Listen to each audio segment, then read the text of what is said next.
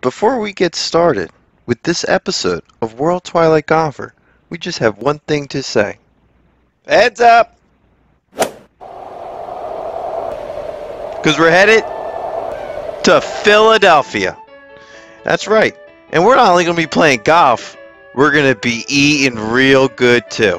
But there's going to be one golf course we'll be looking at. So we're going to get on a train and head on to the Reading Terminal. But first, let's bomb a drive, because the golf course we'll be playing is located in Philadelphia, Pennsylvania, but on the northwest side of the city.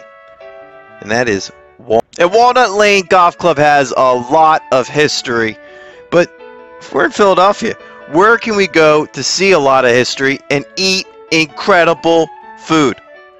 Well, that's the Reading Terminal. So let's first jump on a train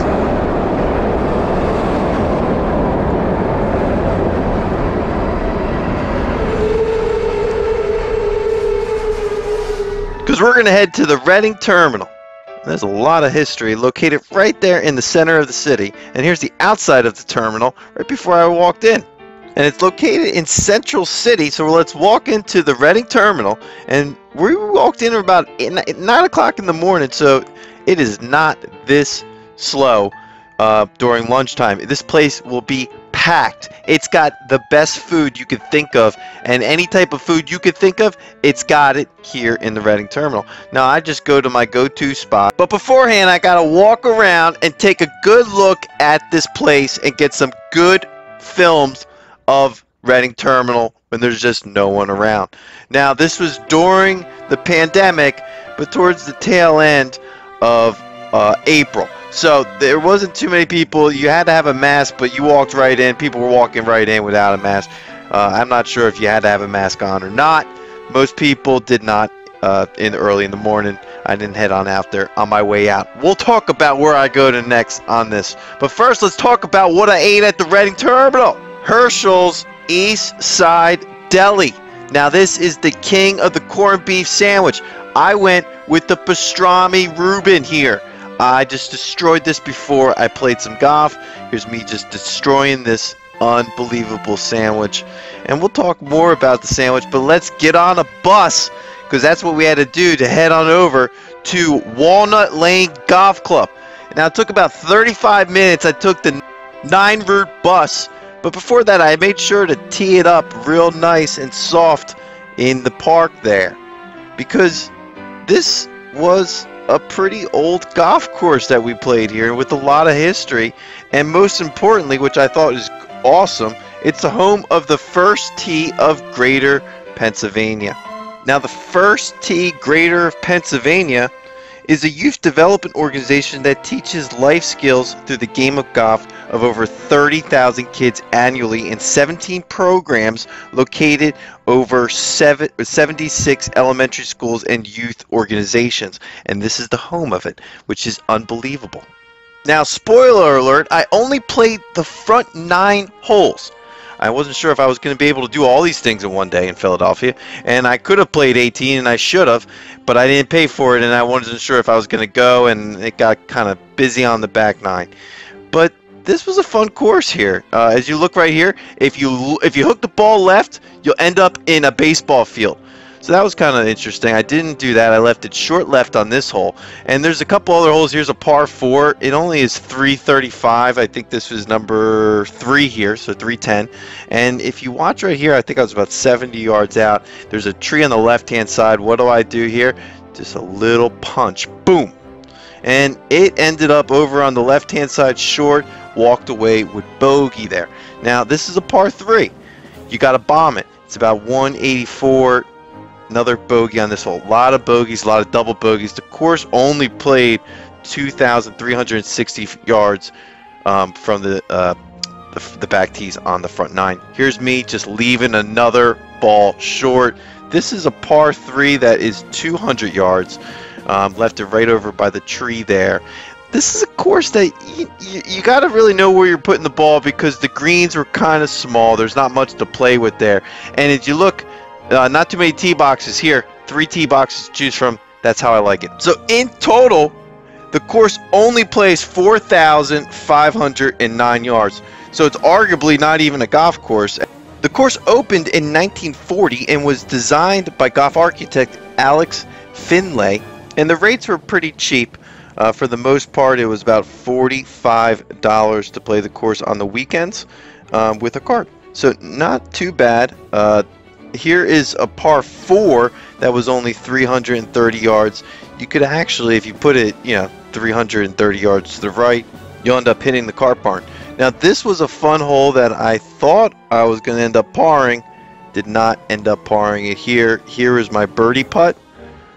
And, yep. And then missed it here.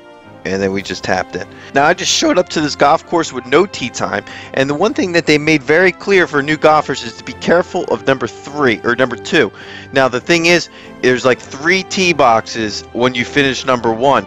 Here's the tee box for I think number 5 or something, a par 3, and there's another tee box on the same tee box. And another thing that threw me off was going to number 8 or number 7. I think it's number 7. You have to go on the street to get there, which I ended up on number 17 at that point. But look at this hole. It's a par 3.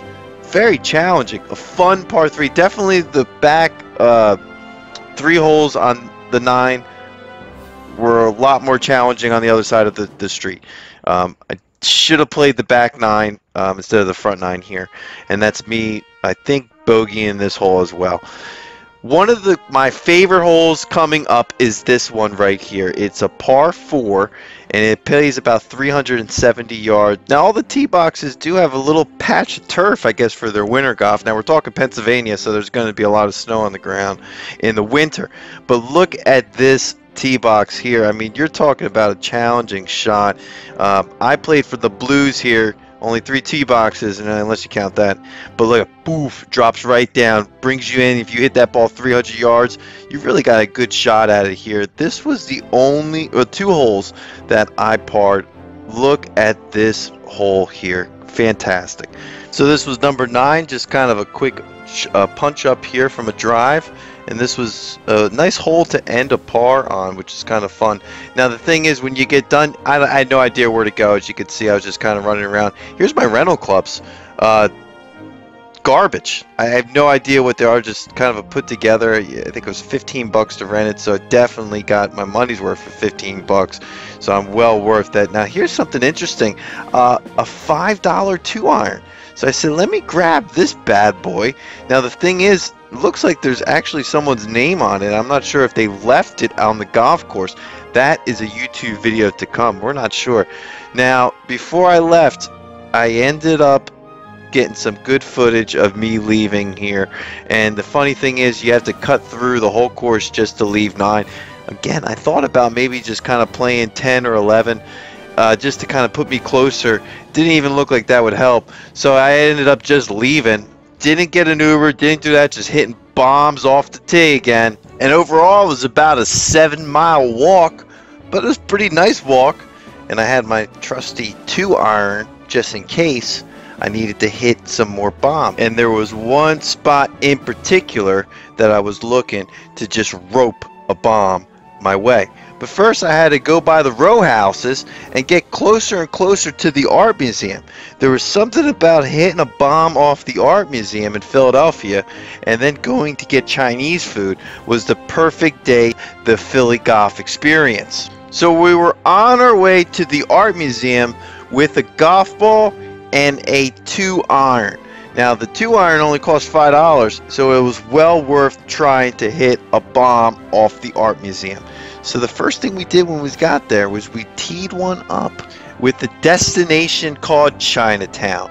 And we were looking to just rope a ball into Chinatown, and most notably 4 Rivers Chinese restaurant. With so much to choose from, and General Tao's typically the only thing I choose, we decided to go to the pork tenderloin sweet and sour. It was just the right decision to not get General Tao's chicken. So I ended up just destroying this thing.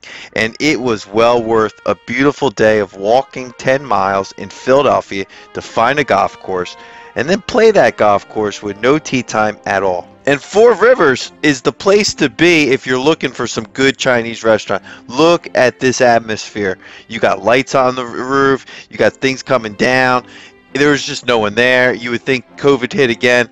This is a great place. And of course, on the way back, we're going to stop at a Bobo Tea. And we head up to Bobo Tea with the 2-iron. And that's it for this video. Keep a lookout. Heads up. This is World Twilight Golfer.